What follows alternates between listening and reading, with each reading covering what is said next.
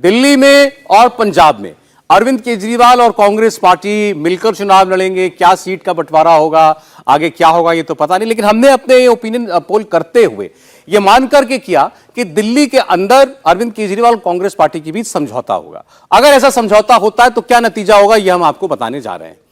अरविंद केजरीवाल पटना भी गए, उसके बाद वो बेंगलुरु भी गए थे, इसलिए हमने ये प्रमाइस रखकर किया कि दोनों मिलकर चुनाव लड़ेंगे।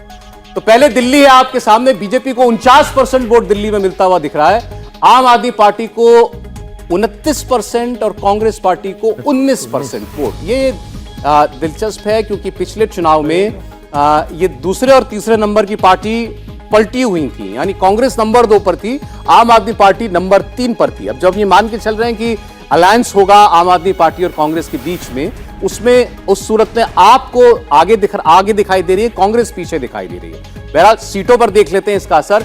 दिल्ली में 7 सीटें हैं, सातों की सातों सीटें 2014 में भी 2019 में भी बीजेपी ने जीती थी। कांग्रेस और आम आदमी पार्टी अलग अलग चुनाव लड़े थे। आज अगर ये एक साथ चुनाव लड़ते हैं तो बीजेपी को 5 सीटें और 2 सीटें इंडिया अलायंस को दिल्ली में मिल सकती हैं। दिल्ली वैसा ही मजबूत किला बीजेपी के लिए रहा है अभी तक, जो गुजरात जैसा स्टेट आप मानिए, राजस्थान, मध्य प्रदेश जैसी मजबूत सपोर्ट बीजेपी को वहां मिलती है, ऐसी दिल्ली में मिलती आई है। लेकिन ये अलायंस जो है वो ये जो स्वीप वाला जो चक्र चल रहा है 14 और 19 से, उसको तोड़ सकता है इंडिया अलायंस। ये हमें ये देख करके लग रहा है। भावे जिसमें हम ये मान रहे हैं कि अलायंस हो रहा है, उस सूरत में देखिए यदि अलायंस हो रहा है तो 2 सीटें ऐसे, चांदनी चौक और साउथ दिल्ली। हालांकि मुझे सीट बताने की अलाउ नहीं थी, फिर भी बता रहा हूँ, साउथ दिल्ली और चांदनी चौक, इन दोनों पे अलायंस को काफ़ी, मतलब दोनों को जोड़ के देखेंगे तो एक बीजेपी के लिए काफ़ी चैलेंज है और बीजेपी वो सीटें हार सकती है। हालांकि यदि अलग चुनाव लड़ेंगे तो बीजेपी फिर से अपना परफॉर्मेंस वही रिपीट करेगी 7 सीटों का। हालांकि एक चीज़ देखने की बात है, जब कैंडिडेट अनाउंस होगा तो आम आदमी पार्टी और कांग्रेस की तरफ से कैंडिडेट कौन होंगे वो देखने की बात होगी। दूसरी बात ये कि देखिए अभी आप जब पूरा सिनेरियो देखिए जिसमें आम आदमी पार्टी शामिल हो गई, मेरे ख्याल से लगता है कि आम आदमी पार्टी ने अपने लिए एक बड़ा गड्ढा खोद लिया आने वाले दिनों की, उसकी पार्टी का शायद आगे विस्तार ना हो पाए। अभी जो विस्तार देख रही उनकी पार्टी का जो ग्राफ बढ़ रहा था, चाहे पंजाब में बढ़े या दिल्ली में बढ़े, उसका एक सबसे बड़ा यूएसपी वही था कि वो कांग्रेस और बीजेपी से बराबर की दूरी रखते। अब जबकि उन्होंने एक जो विचारधारा को एक्सेप्ट कर लिया कि वो कांग्रेस के साथ जाएंगे, तो मुझे लगता है कि आने वाले दिनों में उनके लिए दिल्ली में भी प्रॉब्लम होगी और शायद पंजाब में भी प्रॉब्लम होगी। नहीं, लेकिन ये आम आदमी पार्टी को आपने नंबर 2 पार्टी दिखाया और 10% का गैप वोट शेयर में आप और कांग्रेस के बीच में दिखा रहे हैं, ये इसको समझाइए। देखिए कांग्रेस ऑलमोस्ट यहाँ पे खत्म हो गया। आप देखेंगे 2019 के बाद बड़े बड़े कांग्रेस के नेता आम आदमी पार्टी ज्वाइन कर चुकी है। वैसे दिल्ली में आप देखें महाबल मिश्रा जो पूरे पूर्वांचल बोर्ड को एकजुट कांग्रेस में ट्रांसफर कराती थी, वो आम आदमी पार्टी ज्वाइन कर चुकी है, बड़े बड़े नेता जो है। तो इसलिए कांग्रेस यहाँ पे लगभग खत्म हो चुकी है। आम आदमी पार्टी है जो बीजेपी को चैलेंज कर सकते। 2019 में क्या हुआ था कि चूंकि अरविंद केजरीवाल कोई चैलेंजर नहीं थी, इसलिए वो 3rd नंबर की पार्टी बन गए थे और कांग्रेस 2nd नंबर पर आ गई थी। लेकिन अभी यहाँ पे आप देखेंगे दिल्ली के अंदर खासकर आम आदमी पार्टी 2nd नंबर की रहेगी जरूर। ठीक, समीर सिंह। देखिए मुझे लगता है कि दिल्ली में भारतीय जनता पार्टी 7 सीटें जीतेगी। आप देखिए अगर अलायंस हो गया तब भी, हाँ, क्योंकि 2019 का अगर आप परिणाम देखें तो दोनों को मिला के आम आदमी पार्टी और कांग्रेस का वोट बैंक अगर आप मिला दोगे तो 28 और 40% वोट बैंक दोनों का मिलकर बनता है और भारतीय जनता पार्टी को 56% वोट बैंक मिला था। तो दोनों को मिलने के बाद भी 16% vote bank Bharatiya Janata party का ज्यादा था पिछली बार की तुलना में। मुझे ऐसा नहीं लगता है कि अब कांग्रेस इस स्थिति में है कि आम आदमी पार्टी से मिलके, क्योंकि कांग्रेस का ग्राउंड स्तर में बहुत ताकत नहीं है और आम आदमी पार्टी भी लगातार अब डिटेरियोरेट होती जा रही है दिल्ली के अंदर। तो मुझे नहीं लगता कि भारतीय जनता पार्टी को दोनों मिलकर चुनौती देने की स्थिति में आएंगे। हाँ, ये हो सकता है कि एक आध सीट पे वो टफ फाइट दे दे, लेकिन मुझे लग रहा है कि 7 सीटें दिल्ली में भारतीय जनता पार्टी जीतेगी। मैंने वही कहा, यदि अलग चुनाव लड़ेंगे तो बीजेपी का वोट शेयर वैसे 50% के आसपास वैसे ही है, और यदि साथ में लड़ेंगे तो 2 सीटों पर फर्क पड़ेगा। क्लोज कॉन्टेस्ट है उसमें, क्योंकि 10 साल का एंटी इनकम्बेंसी भी है, तो हो सकता है कि वो 2 सीटें निकाल ले।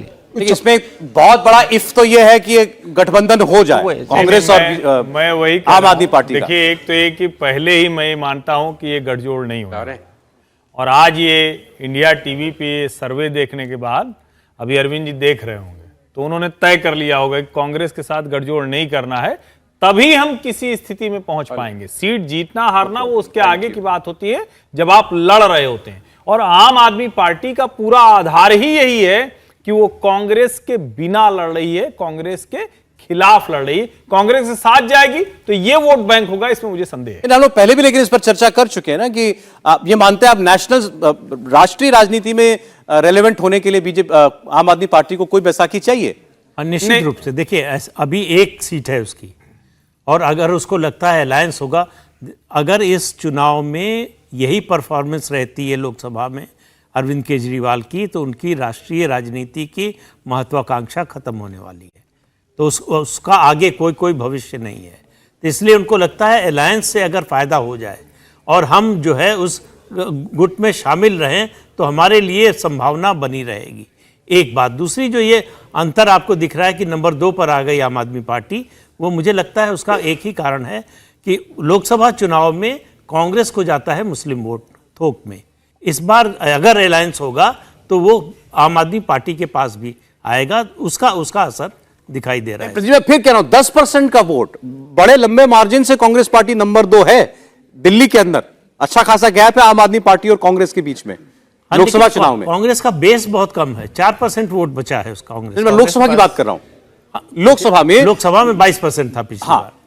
तो लोकसभा में मतलब ये तो हमको ये बता रहा है कि साथ जाने का मतलब ये कि आप अपने आप को और खत्म कर रहे हैं। हाँ, मतलब कि कांग्रेस का और ज्यादा नुकसान हो रहा है। जो वोट उसको आता था लोकसभा में वो भी नहीं आ रहा है, तो अलायंस में फायदा दोनों में से किसी को नहीं हो रहा है। और पंजाब में तो बहुत बड़ा नुकसान होगा, आगे बताएंगे। दिल्ली की जो आबादी है, यहाँ का जो वोटर्स है उस तरह की नहीं है जो बिहार में है या अदर स्टेट में है कि यहाँ पे चूंकि आपने अलायंस कर लिया तो हम आपके साथ हैं, आपके साथ दिल से जुड़े हैं कि आप जहाँ कहोगे हम आपके साथ चल लेंगे झोला उठा के, ऐसा नहीं है। वहाँ पे वो कॉस्मोपॉलिटन सिटी है, यहाँ पे लोग अलग अलग जगह से आए हुए हैं, वो किसी पॉलिटिकल पार्टी के बंधुआ मजदूर टाइप के नहीं है, वो वही वोट करेंगे जहां उस टाइम का माहौल होगा या जो पॉपुलर कैंडिडेट होगा। अरे बेस्ट केस सिनारियो है संजीव जी इंडिया अलायंस के लिए, अगर और बहुत बड़ा अगर कांग्रेस और आम आदमी पार्टी में कोई सीट शेयरिंग अरेंजमेंट हो जाए तो 2 सीटें झटक सकते हैं भाजपा से।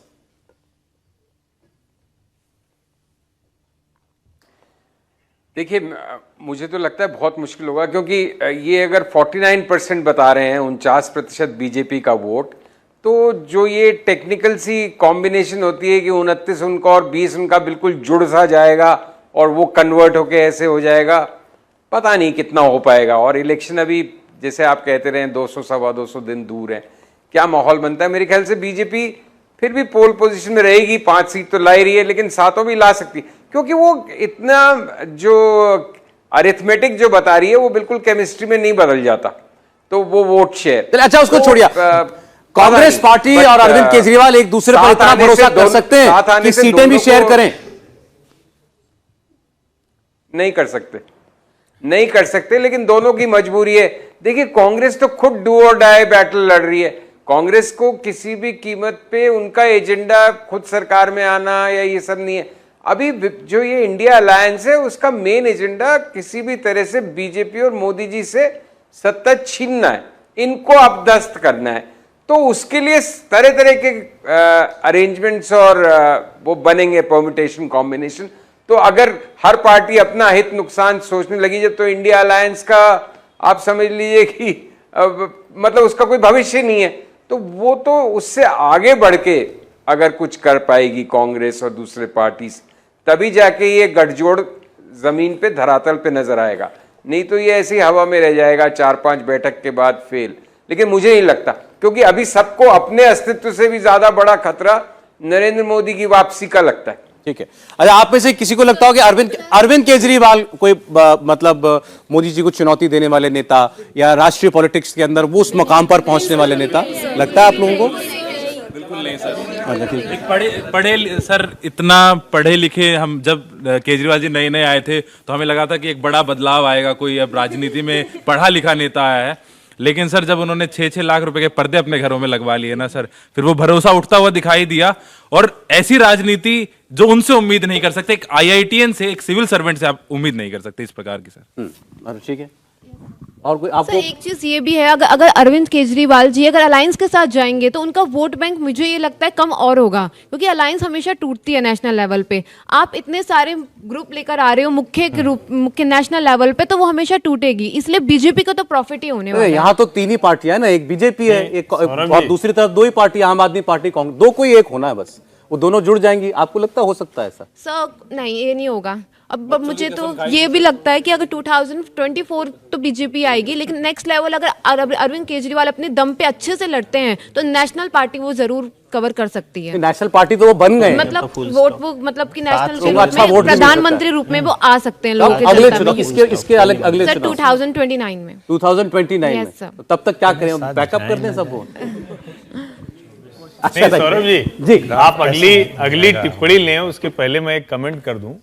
देखिए, बड़ी अवेयर लॉट है, और ये जो लोग बोल रहे हैं किसी पॉलिटिकल ऑब्जर्वर से कम इनकी सोच समझ नहीं है, ये उतना ही राजनीति समझ रहे हैं। और आज के जो ट्रेडिशनल पॉलिटिक्स करने वाले नेता हैं यही फंसते हैं। वो समझते हैं कि आज का नौजवान वो राजनीति नहीं समझता है, उसको बहुत साफ साफ दिख रहा है कि जो मूव आप लेते हैं वो अपने हित के लिए जब लेते हैं और अपने कैडर को, अपने सपोर्टर को, अपने वोट बेस को छोड़ देते हैं, तो वो भी आपको छोड़ के चला जाएगा। नेताओं को सुनना चाहिए।